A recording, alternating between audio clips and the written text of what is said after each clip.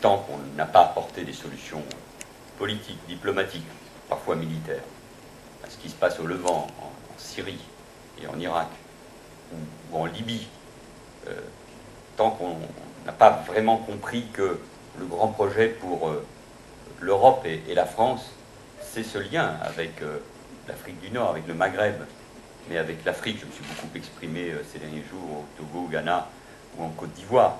La Méditerranée, parce que c'est notre espace de civilisation depuis des siècles, parce que ce lien avec l'Afrique, c'est l'horizon de demain pour notre pays comme pour l'Europe. C'est comme cela que nous arriverons à traiter les grandes questions démographiques ou migratoires.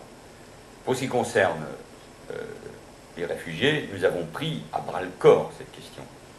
La situation dans laquelle ils se trouvaient était indigne, insupportable, pas au niveau de ce qu'est la France. Et après Calais, c'est avec une même détermination, je veux dire un même professionnalisme, que nous agissons à Paris.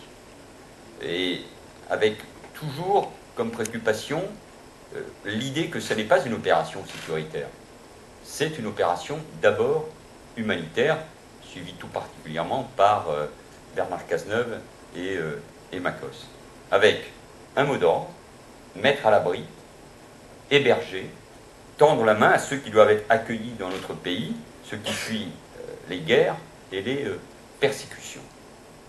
Vous évoquiez tout à l'heure le débat de hier soir, je ne l'ai pas vu, mais je suis toujours étonné quand j'entends dire que la plupart de ces gens ne pourraient pas rester en France. Non, la plupart ont droit à la protection.